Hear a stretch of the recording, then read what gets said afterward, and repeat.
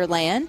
And you can watch good things. We are on computer or your mobile device. Just head on over to supertalktv.com. You'll see that I'm not alone now. I've got wonderful Kristian with me. He is the owner of Great Services. I've also got Lori. She is president of Marion County Development Partnership. She's been busy these past couple of weeks. I can only imagine. So, Lori, when do you guys get started getting geared up for the Columbia Winter Wonderland? The moment the last one went down?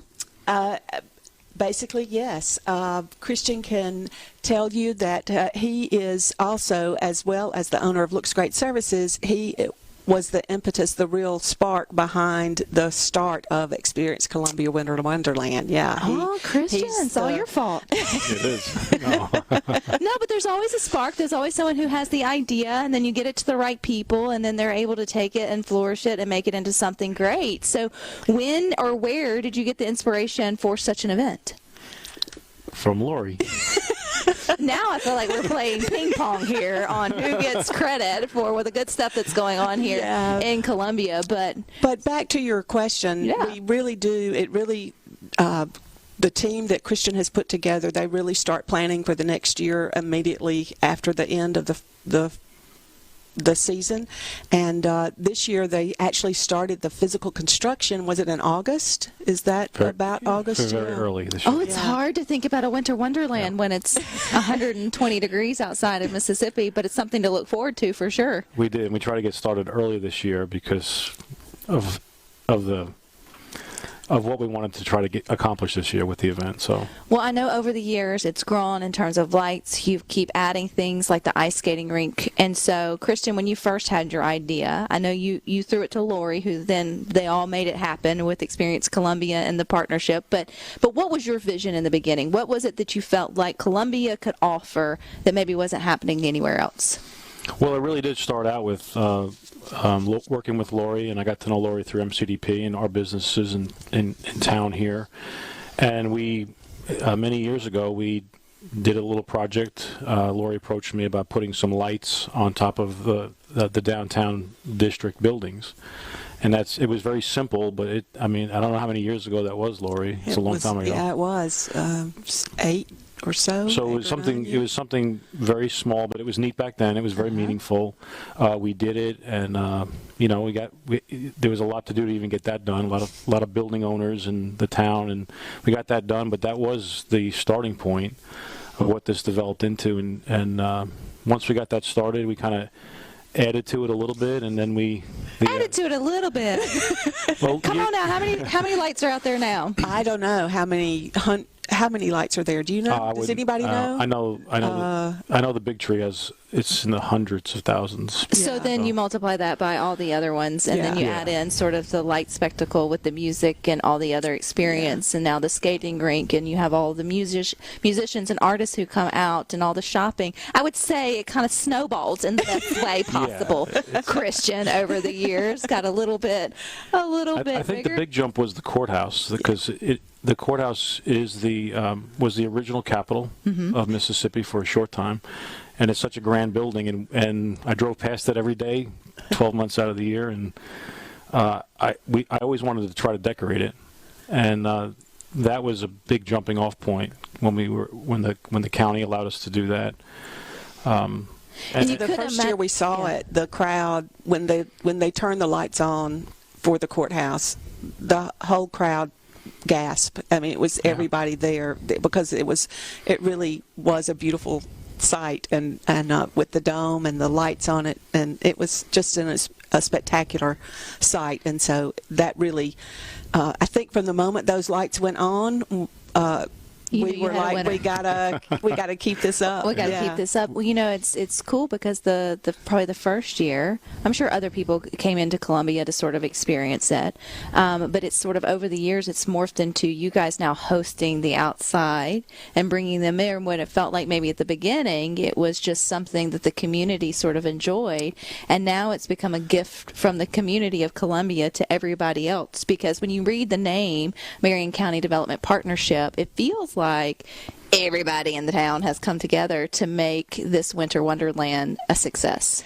It really has, and we definitely want to point to Experience Columbia because and the people that they have drawn in who have really made private investment into the community for that. But the city came on board with its investment. MCDP has certainly worked to try to bring more people to be involved in it, but it is a joint team effort across the community that really gives us all a great feeling of accomplishment and camaraderie when we see the crowds come. Kristian, when you see the crowds come, do you pinch yourself and you think, because in a way, this may have never happened without like you having the idea and sort of tossing it to Lori. Do you look around and go, wow, like what if I'd have never spoke up and mentioned my idea? Christmas would still be great in Columbia. It just wouldn't be the experience for everybody else that it is today. So the exciting part about being a part of this, even for myself, is first of all, the amount of support we have locally from just the business community, private community, from the city, MCDP, the county.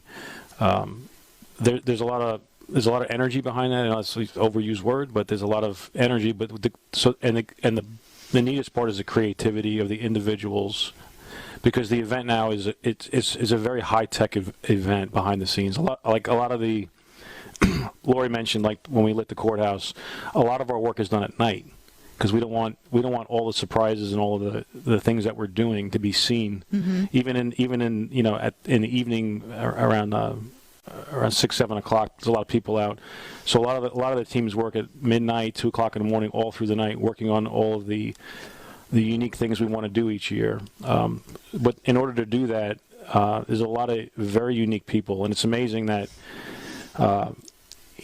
Sometimes you don't even know what's available in your own local community and surrounding communities, and the people that have come and the team that's been built to do this. Because you asked the question, how do I feel about it? What do I, when I see it? It's so the project is so complex, and maybe that's not a great word, but there's so many facets to the project at this mm-hmm. point. And there's so many teams and people and contractors and our Experience Columbia full-time team that's involved in marketing and suppliers, and there's so many parts that go to it that it's way beyond anything that one person can do. It really is. Yeah, it absolutely. Really is. Yeah. It is. Well, it takes a team effort too, but the beauty of it, like any sort of good production, is the consumer or the person who's visiting. It looks effortless. It looks like, oh, they just came and flipped on a switch, and look at it. It all sort of goes down. And I'm sure there's hiccups and all the things behind the scenes that folks never know. But you leave with the experience. I think Experience Columbia is the perfect combination of wording, because it is an entire experience when you come for the full display and you get the full scope of what you guys have created here. And the lights, when will they come on? When officially? When is the grand lighting of all the hard work out there? November 26th, Saturday night, November 26th is when the light show will officially be turned on, and all the attractions will go live that night, and that will kick the season off. Does the courthouse still have its special moment? It absolutely does, and there may be even something more special this year.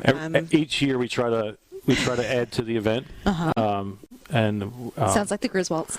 But it's not something you can decide a week before, so it almost takes a year. Some of the things were added this year were planned 2 years ago.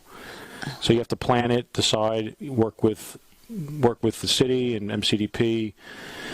Things have to be ordered, built, designed. Do you still, Kristian, have ideas in the back of your little head? Yes, he does. And your mastermind head of what should be brought to the Winter Wonderland? So, I do, and you always think you're going to run out of ideas. But I will say this year, one of the neat things about our team and the group that's worked together is I've seen the ideas and the creativities go way beyond what I could personally do.